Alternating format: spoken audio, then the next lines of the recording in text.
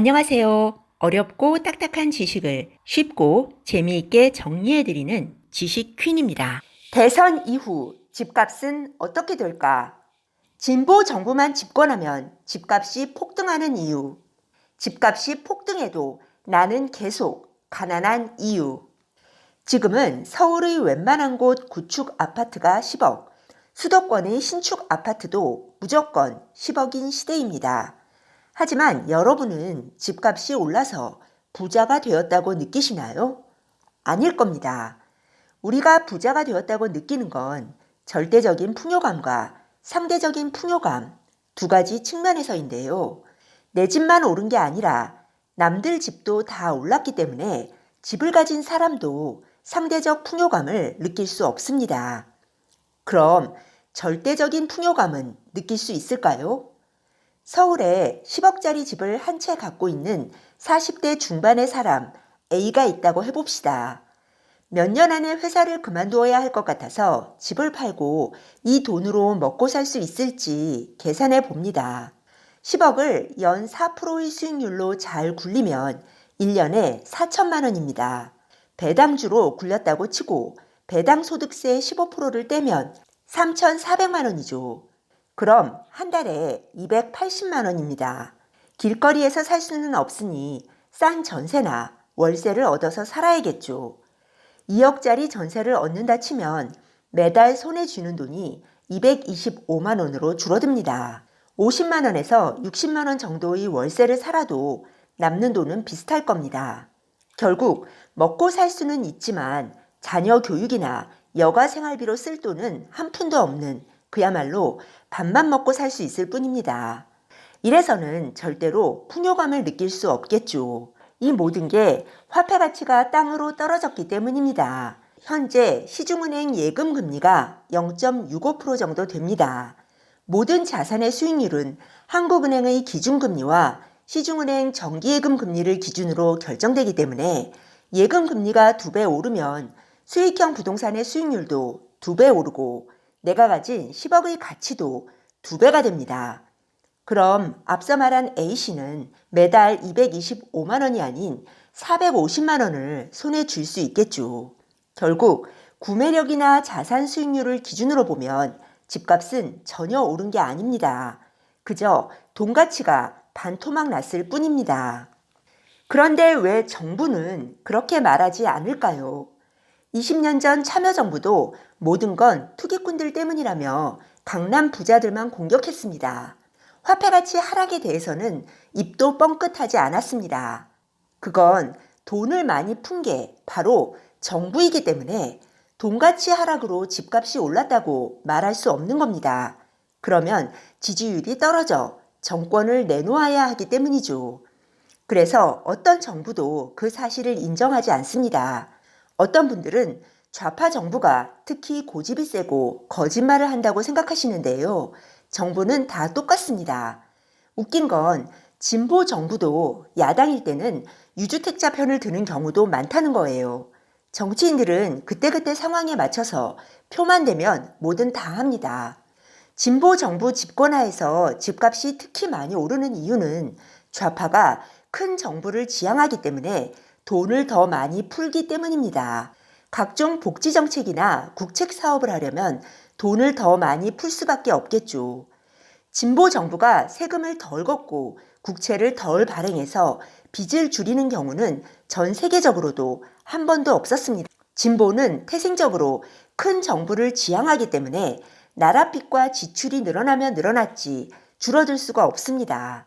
대신에 최저소득층, 사회 소외계층은 좌파 정부에서 혜택을 많이 받습니다. 그렇다 해도 유독 한국의 경우에 진보 정부 하에서 집값 상승이 특히 더 가파른 것이 사실입니다. 왜 그럴까요? 그건 한국의 진보 정부가 주택 정책을 정치적인 시각에서 접근해서 주택 공급을 억누르기 때문입니다. 매년 결혼하는 신혼부부와 세대 분리로 주택 수요는 항상 증가할 수밖에 없는데 공급을 억누르니 집값이 폭등할 수밖에 없습니다. 사실 좌파 정부는 집값 자체에는 관심이 없습니다. 그들이 관심 있는 건 자가 보유율입니다. 집을 갖게 되면 보수화되기 때문에 자가 보유율이 늘어나는 걸 원하지 않습니다. 하지만 집값이 오르면 전세를 살던 사람도 자연스럽게 집을 사려고 하기 때문에 집값을 누리려고 하는 거죠. 이들에게 특히 중요한 건 서울의 자가 보유율을 억제하는 겁니다. 그렇기 때문에 서울에는 되도록 새 아파트가 들어서면 안 되는 겁니다. 낡은 아파트는 집주인보다 세입자가 살 확률이 높고 무주택 세입자는 확실한 진보 지지층이거든요. 그래서 경기도의 재개발 재건축은 진행이 돼도 서울의 재개발 재건축은 진행이 잘 안 되는 겁니다. 그들도 압니다. 서울의 낡은 단독주택, 빌라, 다가구들이 모두 새 아파트로 바뀌는 순간 몇십 년간 정권 창출이 어렵게 된다는 것을요. 그래서 현 정부가 분양 물량은 줄이고 임대 물량을 늘리는데 목숨을 거는 겁니다. 임대주택에 사는 사람들은 소득이 높아도 자신들의 지지층으로 남아있을 거라는 계산을 하는 거죠. 좌파 정부를 지지하던 사람이라도 한번 부동산으로 자본 수익을 맛보면 결코 예전의 정치 성향으로 돌아갈 수 없다는 걸 이들도 압니다. 그래서 자본 소득은 나쁜 것이다. 부동산 투기는 죄악이다라는 프레임을 내세우는 겁니다. 그럼 다음 대선에서 현 정부가 승리하면 집값은 어떻게 될까요? 정치 노선은 이미 결정된 것이고 어떤 정당도 기본 노선을 바꿀 수는 없습니다. 민주당 정부는 서울의 재개발 재건축을 절대로 풀지 않을 겁니다. 부동산은 곧 정치 지도거든요. 솔직히 현재 서울의 빌라 밀집 지역의 재개발이 안 되어 계속 슬럼화되는 것이 민주당에게는 더 유리합니다. 개발시키더라도 임대를 많이 넣어야 하고요. 그럼 답은 나왔죠.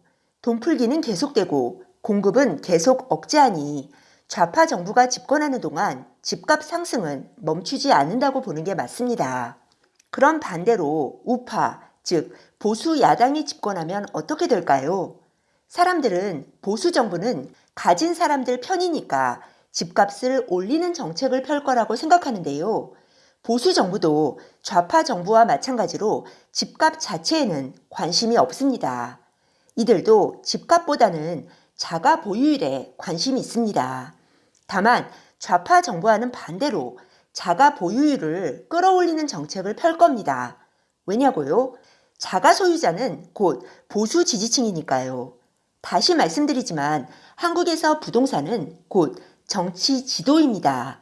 서울에 신축이 하나 더 생기거나 어떤 사람이 전세에서 자가로 돌아서면 2, 3년 뒤에는 보수표가 하나 더 늘어난다고 생각하는 겁니다. 자가 보유율을 늘리는 가장 확실한 방법은 대출을 많이 해주고 새 아파트를 많이 공급하는 거죠. 그럼 집값은 어떻게 될까요? 초기에는 더 오를 수도 있지만 집권 기간이 길어질수록 공급이 늘어나서 집값은 자연스럽게 안정화됩니다. 공급이 몰리는 일부 지역은 단기적으로 폭락할 수도 있고요. 참 아이러니하죠. 진보 정부는 서민표를 등에 업고 당선되지만 집권하고 나면 서민의 사다리를 끊는 정책부터 펼치죠. 집토끼를 계속 잡아둬야 하니까요.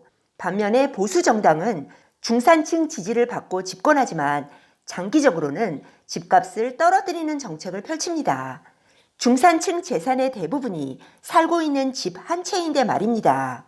네, 오늘 들려드린 내용이 도움이 되셨다면 구독 버튼, 좋아요 버튼 꾹 눌러주세요. 여러분의 지지가 좋은 영상을 만드는데 큰 힘이 됩니다. 그리고 알람 버튼도 꾹 눌러주세요. 지식퀸의 새 영상이 올라오면 제일 먼저 받아보실 수 있습니다. 다음에 더 좋은 영상으로 보답하겠습니다. 감사합니다. 다음에 또 만나요.